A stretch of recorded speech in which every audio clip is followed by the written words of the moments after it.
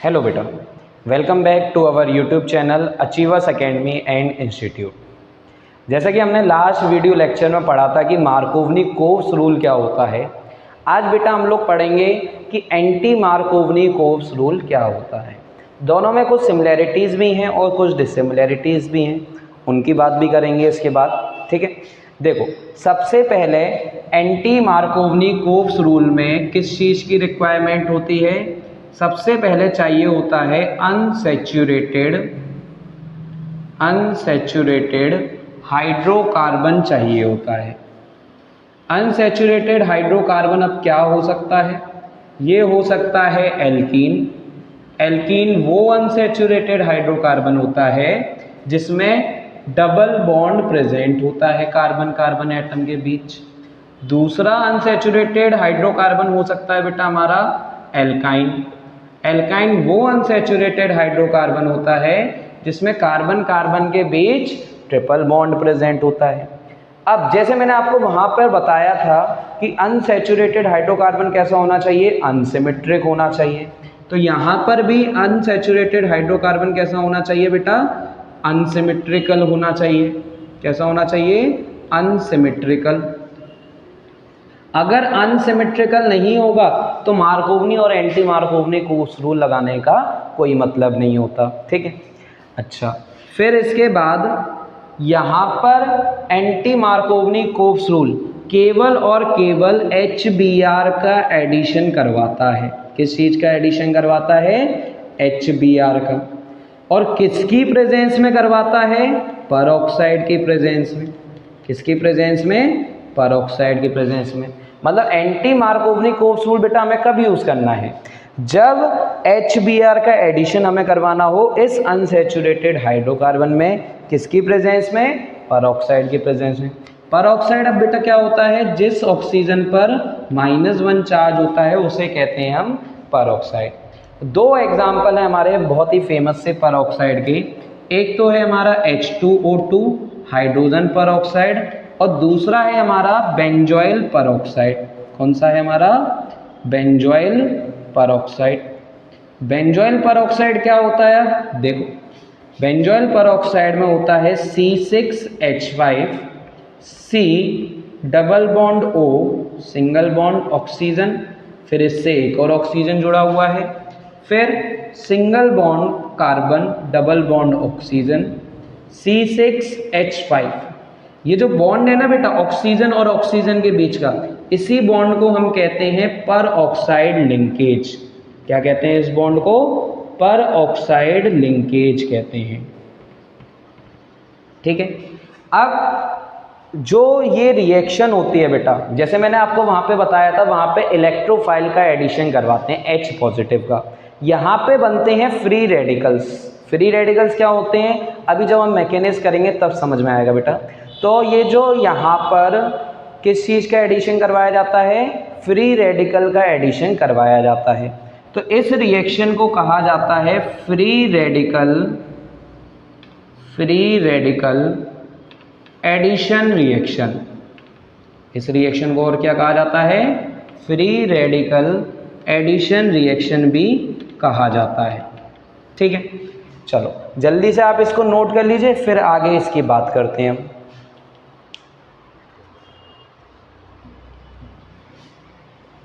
देखो बेटा पहले समझते हैं कि ये रिएक्शन होती क्या है, फिर इसके बाद इसके मैकेनिज्म को हम समझेंगे। देखो सबसे पहले यहाँ पे लिया जाता है एक अनसिमेट्रिक एल्कीन या फिर एल्काइन। यहाँ पे ले लेते हैं एल्कीन को, CH3CH डबल बॉन्ड CH2। ये एक अनसिमेट्रिक एल्कीन है। क्यों? क्योंकि डबल बॉन्ड के इस साइड यहाँ पे 2 कार्बन है और इस साइड कितने कार्बन है? 1 कार्बन है।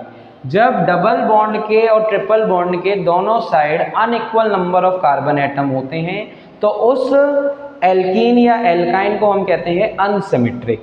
इसका नाम क्या है? इसका नाम है बेटा क्या? प्रोपीन।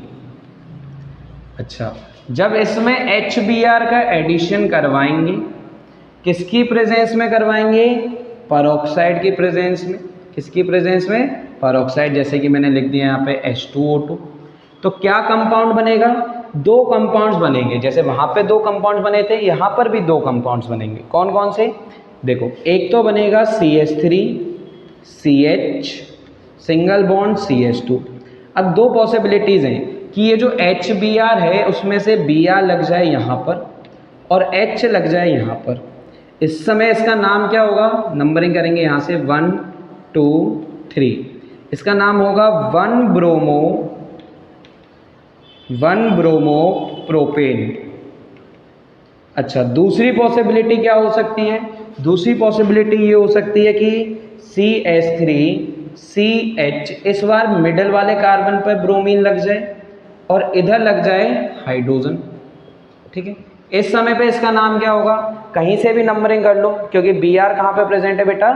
सेंटर वाले कार्बन पर प्रेजेंट है, तो ये हो जाएगा 1 2 3। ये हो जाएगा 2 ब्रोमो प्रोपेन। इस समय पर जो मेजर कंपाउंड होगा वो कौन सा होगा? मेजर कंपाउंड होगा ये वाला, मेजर कंपाउंड होगा ये। और माइनर कंपाउंड कौन सा होगा? माइनर कंपाउंड होगा ये। देखो, ये जो एंटी मार्कोवनी कोप्स रूल होता है वो क्या कहता है? एंटी मार्कोवनी कोप्स रूल ये कहता है कि ये जो ब्रोमीन है, मतलब जो हैलोजन है, ये उस कार्बन पर जाके अटैच होगा जिस कार्बन पर हाइड्रोजन ज़्यादा है। ये किस कार्बन पर जाकर अटैच होगा? जिस कार्बन पे क्या है? हाइड्रोजन ज़्यादा है, ये वहाँ पर जाकर अटैच होगा। मोर नंबर ऑफ हाइड्रोजन। ठीक है, और जो हाइड्रोजन है वो कहाँ जाके अटैच होगा? ऐसे कार्बन पे जाके अटैच होगा जिसके पास लेस नंबर ऑफ हाइड्रोजन। लेकिन मार्कोवनी कोप्स रूल में इसका जस्ट अपोजिट था।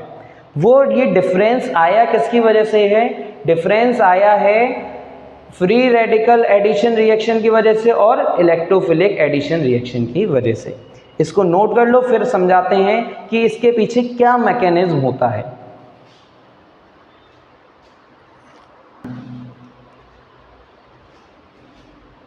हाँ, समझ में आया बेटा एंटी मार्कोवनी कोप्स रूल में क्या होता है? अब चलो बात करते हैं इसके मैकेनिज्म की। मैकेनिज्म देखो, मैकेनिज्म में सबसे पहले हमें लेना होता है पर ऑक्साइड। जैसे कि हमने ले लिया यहाँ पे C6H5C double bond O, oxygen oxygen, C double bond O, C6H5। सबसे पहले यहाँ पे होगा फ्री रेडिकल बनने का प्रोसेस। फ्री रेडिकल जब बनते हैं तो क्या होता है? ये जो रिएक्शन होती है ये होती है HNu की प्रेजेंस में, सनलाइट की प्रेजेंस में होता है। देखो, ये जो बॉन्ड है पर ऑक्साइड लिंकेज, ये सबसे पहले ब्रेक होता है और दोनों ऑक्सीजन अपने अपने इलेक्ट्रॉन लेके क्या हो जाते हैं? अलग हो जाते हैं। अब सभी लोग जानते हैं कि ऑक्सीजन के आउटर मोस्ट में कितने इलेक्ट्रॉन होते हैं? ऑक्सीजन के आउटर मोस्ट में होते हैं बेटा 6 इलेक्ट्रॉन्स। कितने इलेक्ट्रॉन्स? 6। देखो, जब ये दोनों अपने अपने इलेक्ट्रॉन को लेके अलग होंगे तो क्या बनेगा? ये बनेगा C6H5 C double bond O, oxygen. Oxygen ने अपना इलेक्ट्रॉन वापस ले लिया और इसके पास ऑलरेडी कितने इलेक्ट्रॉन्स प्रेजेंट थे? 4 इलेक्ट्रॉन्स प्रेजेंट थे। एक इलेक्ट्रॉन इधर बॉन्ड बना रहा है, टोटल 6 इलेक्ट्रॉन्स हो गए कि नहीं हो गए? अच्छा, इसी तरह के कितने यूनिट्स बनेंगे? एक यूनिट ये, एक यूनिट ये। कितने मॉलिक्यूल बनेंगे इस तरह के? 2 मॉलिक्यूल्स बनेंगे। देखो ध्यान दो कि C6H5 कितने हैं? ये C6H5 यहाँ पर भी है, C डबल बॉन्ड ये रहा, C डबल बॉन्ड ये रहा। ऑक्सीजन ऑक्सीजन के बीच का तो बॉन्ड टूटा है। जिस तरह का ये दिखाई दे रहा है, इसको हाथ रख के देखो, उसी तरह का क्या ये दिखाई दे रहा है? Same to same. तो इस तरह के 2 मॉलिक्यूल्स बनते हैं। कितने मॉलिक्यूल्स बनते हैं? 2 मॉलिक्यूल्स। अब आगे देखो क्या होता है। आगे होता ये है कि C6H5C double bond O, oxygen. ठीक है, ऑक्सीजन के पास क्या थे? अपने इलेक्ट्रॉन्स थे, 5 इलेक्ट्रॉन ये और ये रहा छठवा। अब होता क्या है? ये यहाँ पर एंट्रोपी पॉजिटिव होती है। अब एंट्रोपी पॉजिटिव होती है मतलब रैंडमनेस पॉजिटिव होती है, तो क्या होता है? गैस अपने आप रिलीज होती है, मतलब यहाँ से एक गैस रिलीज होगी। गैस किस तरीके से रिलीज होगी कि ये अपने इलेक्ट्रॉन को लेगा, ठीक है, ये अपने इलेक्ट्रॉन को लेगा कार्बन, और ये वाला कार्बन अपने इलेक्ट्रॉन को लेगा। जब कार्बन अपने इलेक्ट्रॉन को लेगा, इसके पास भी इलेक्ट्रॉन्स फ्री हैं, इसके पास भी इलेक्ट्रॉन फ्री हो जाएंगे कार्बन के पास। तो देखो क्या बनेगा, एक बनेगा C6H5 का फ्री रेडिकल, मतलब इसने अपना इलेक्ट्रॉन ले लिया कार्बन ने, फिर कार्बन ने अपना इलेक्ट्रॉन लिया था, ठीक है, डबल बॉन्ड ऑक्सीजन ऑलरेडी लगा हुआ था, ऑक्सीजन ये रहा इसका इलेक्ट्रॉन, ठीक है, एक बॉन्ड ऑलरेडी बना हुआ था, इसने एक और इलेक्ट्रॉन ले लिया है, इसके पास भी तो इलेक्ट्रॉन्स फ्री थे।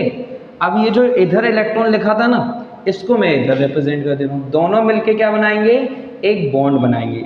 अब ये क्या बन गया है, CO2, ये बन गया है CO2, मतलब एक गैस बन गई है। ये गैस बनी क्यों है, रीजन क्या है इसका, क्योंकि यहाँ पे एंट्रोपी क्या थी बेटा, पॉजिटिव थी, इस वजह से ये CO2 का रिमूवल हुआ है यहाँ पर, ठीक है। अब देखो आगे क्या होगा, यहाँ पर ये जो C6H5 है, अब पहले देखो HBr को, आप किसको देखो, HBr को।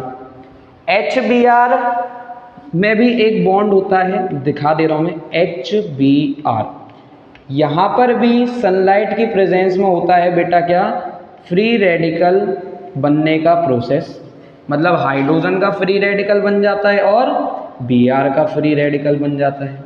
हाइड्रोजन और Br का जब फ्री रेडिकल बन जाता है, हाइड्रोजन जुड़ जाता है इसमें, किसमें, C6H5 में। C6H5 का फ्री रेडिकल था, इसमें क्या जुड़ गया, हाइड्रोजन का फ्री रेडिकल, और क्या बनता है यहाँ पे, ये बनता है C6H6। अभी ब्रोमीन का फ्री रेडिकल बाकी है हमारे पास, किस चीज़ का फ्री रेडिकल बाकी है, ब्रोमीन का। ब्रोमीन का फ्री रेडिकल अटैक करता है एल्कीन की यूनिट पर, यानी कि अनसैचुरेटेड हाइड्रोकार्बन की यूनिट पर। कैसे अटैक करता है उसको देखेंगे, पहले इसको जल्दी से नोट कर लीजिए या स्क्रीनशॉट ले लीजिए।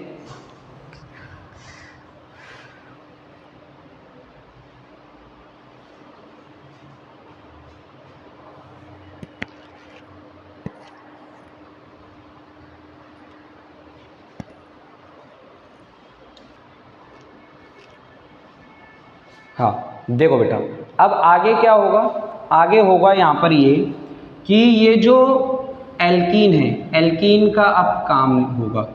एल्कीन ये लिया था हमने स्टार्टिंग में, अगर आपको ध्यान हो, क्या नाम था इसका, प्रोपीन नाम था। अब प्रोपीन के साथ रिएक्ट करेगा Br का फ्री रेडिकल, किसका फ्री रेडिकल, Br का फ्री रेडिकल। जब Br का फ्री रेडिकल प्रोपीन के साथ में रिएक्ट करेगा तो दो पॉसिबिलिटीज़ हैं यहाँ पर।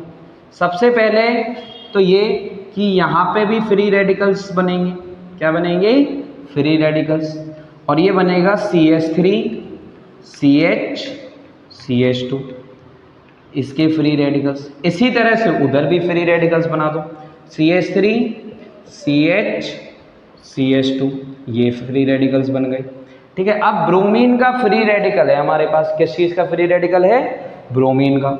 अब ब्रोमीन का फ्री रेडिकल या तो यहाँ पे जाके लग सकता है बेटा, यहाँ पर जाके, या फिर ब्रोमीन का फ्री रेडिकल कहाँ जाके लग सकता है, इधर वाले यूनिट पे आके लग सकता है, सेंटर वाले कार्बन पर, ठीक है। अब ये जो कंपाउंड बना है इसमें कार्बन पे फ्री रेडिकल है, ये वाले जो कार्बन पे फ्री रेडिकल है, ये कार्बन कितने कार्बन से जुड़ा हुआ है, 2 कार्बन से, तो इसको कहते हैं 2 डिग्री कार्बो या फिर carbon free radical, 2 degree carbon free radical कहते हैं इसे। ये जो दूसरा वाला है इसको क्या कहते हैं हम, इसको कहते हैं 1 degree carbon free radical, 1 degree carbon free radical कहते हैं इसे, ठीक है। अब देखो जैसे मैंने बताया था कौन सा कार्बोकैटायन ज़्यादा स्टेबल होता है, 3 डिग्री, फिर 2 डिग्री कार्बोकैटायन स्टेबल होता है, फिर 1 डिग्री। इसी तरह से यहाँ पे कार्बन फ्री रेडिकल की स्टेबिलिटी भी देखी जाती है। तो मैं ऑर्डर लिख दे रहा हूँ stability of carbon free radical का, stability order of carbon free radical. Carbon free radical का क्या लिख रहे हैं, स्टेबिलिटी ऑर्डर लिख रहे हैं। सबसे ज़्यादा स्टेबल कौन सा फ्री रेडिकल होगा, 3 डिग्री, उससे कम 2 डिग्री, उससे कम 1 डिग्री एंड देन 0 डिग्री। ठीक है, अब दोनों में से कार्बन फ्री रेडिकल कौन सा वाला स्टेबल होगा? ये वाला ज़्यादा स्टेबल होगा। अब जो ज़्यादा स्टेबल होगा वो ज़्यादा मेजर कंपाउंड बनाएगा। क्या बनाएगा? वो मेजर कंपाउंड। जो कम स्टेबल होगा वो माइनर कंपाउंड को बनाएगा। आया समझ में? जल्दी से इसको नोट कर लो, फिर आगे का थोड़ा सा और बता देते हैं। देखो, अब जो फ्री रेडिकल ज़्यादा स्टेबल है उसी को आगे देखते हैं। क्या? CH3 CH CH2 Br, ये रहा फ्री रेडिकल। कौन सा फ्री रेडिकल है ये? 2 डिग्री फ्री रेडिकल है ये, 2 डिग्री फ्री रेडिकल। इस 2 डिग्री फ्री रेडिकल की रिएक्शन किसके साथ होगी? दोबारा से एक HBr की यूनिट के साथ होगी। अब HBr में क्या होगा? फ्री रेडिकल्स बनेंगे, मतलब हाइड्रोजन का एक फ्री रेडिकल तैयार हो जाएगा यहाँ पे। और हाइड्रोजन का जो फ्री रेडिकल तैयार होगा वो किस पे अटैक करेगा? इस कार्बन पे। तो ये बनेगा CH3 C, यहाँ पे लग जाएगा एक हाइड्रोजन, फिर CH2, यहाँ पर Br, और एक और Br का फ्री रेडिकल तैयार हो जाएगा। ये Br का फ्री रेडिकल कहाँ जाएगा? एनेदर एल्कीन या एल्काइन की यूनिट पे जाके अटैक करेगा और दोबारा से प्रोसेस को रिपीट करेगा। लेकिन ये हमारा एक मेजर कंपाउंड बन चुका है, मेजर प्रोडक्ट बन चुका है, जिसका नाम क्या है? जिसका नाम है 1-ब्रोमो प्रोपेन नाम है। आया समझ में बेटा? जल्दी से इसे नोट कर लीजिए।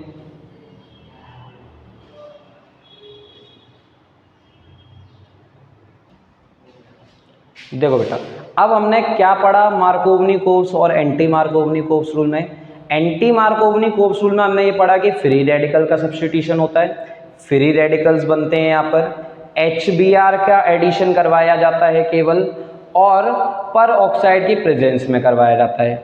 मार्कोवनी-कोप्स रूल में किसी भी हाइड्रोजन हैलाइड का रिएक्शन करवा सकते हैं हम, और वहाँ पे किस चीज़ का एडिशन होता है? इलेक्ट्रोफाइल का एडिशन होता है। ठीक है, तो देखो अब दोनों से कंक्लूजन क्या निकलता है कि हमारा एक कंपाउंड था, कौन?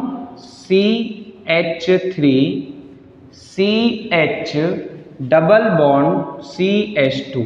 इसका नाम क्या है बेटा? इसका नाम है प्रोपीन। ठीक है, अब अगर मार्कोवनी-कोप्स रूल होगा तो क्या प्रोडक्ट बनेगा, और एंटी मार्कोवनी-कोप्स रूल होगा तो क्या प्रोडक्ट बनेगा? दोनों की बात करते हैं। इधर बात कर रहे हैं हम एंटी मार्कोवनी, दोनों की बात करते हैं। इधर बात कर रहे हैं हम मार्कोवनी-कोप्स रूल की, मार्कोवनी-कोप्स रूल की बात करेंगे यहाँ पर, और यहाँ पर किसकी बात करेंगे? एंटी मार्कोवनी-कोप्स रूल की बात करेंगे। ठीक है, अच्छा, एंटी मार्कोवनी-कोप्स रूल में क्या होना चाहिए? पर ऑक्साइड होना चाहिए। क्या होना चाहिए? पर ऑक्साइड, तभी होगा। इधर कोई पर ऑक्साइड नहीं लेंगे हम, यहाँ पे एडिशन करवा रहे हैं HBr का, क्योंकि HBr में ही केवल किस चीज़ का रूल लगता है? एंटी मार्कोवनी का रूल लगता है। देखो, अब अगर मार्कोवनी-कोप्स रूल हुआ इस एल्कीन और HBr के एडिशन में, तो क्या प्रोडक्ट बनेगा? मेजर प्रोडक्ट बनेगा CH3 CH CH2, और जो ब्रोमीन होगा यहाँ पर लगेगा, हाइड्रोजन यहाँ पे लगेगा, ये बनेगा 2-ब्रोमो प्रोपेन। ये होगा हमारा मेजर प्रोडक्ट। क्या होगा? ये हमारा major product in case of Markovnikov's rule. Anti Markovnikov's rule में क्या बनेगा? देखो, CH3 CH CH2, यहाँ पर लगेगा Br, यहाँ पर लगेगा H। ठीक है, इसका नाम क्या होगा? इसका नाम होगा 1-ब्रोमो प्रोपेन। क्या नाम होगा इसका? 1-ब्रोमो प्रोपेन नाम होगा। ठीक है, और यहाँ पर होगा ये मेजर प्रोडक्ट। किस केस में? एंटी मार्कोवनी-कोप्स रूल में। ठीक है, समझ में आया बेटा आज का लेक्चर? देखो, अगर आप लोग डेली पढ़ाई करोगे, डेली सिस्टमेटिक्स नोट्स बनाओगे तो आपको ऑर्गेनिक अच्छे से समझ में आएगी, और जितने भी टिप्स एंड ट्रिक्स हैं सारे मैं यहाँ पर डिस्कस करूँगा। अगला वीडियो जो बेटा मैं आप लोगों के लिए अपलोड करूँगा वो होगा ऑर्गेनिक कन्वर्जन्स का। ऑर्गेनिक कन्वर्जन्स भी बहुत इंपॉर्टेंट होते हैं बोर्ड्स के लिए भी, साथ ही साथ कॉम्पिटिशन्स के लिए भी। तो जुड़े रहिए अच्छे अच्छे टिप्स और ट्रिक्स के लिए। और यहाँ तक कि अगर आप अच्छे से वीडियोस को देखेंगे, पूरा नोट करेंगे और रिजल्ट आएगा तो मैं आपके लिए पूरे सिलेबस का वीडियो अपलोड करूँगा। ठीक है बेटा, थैंक यू।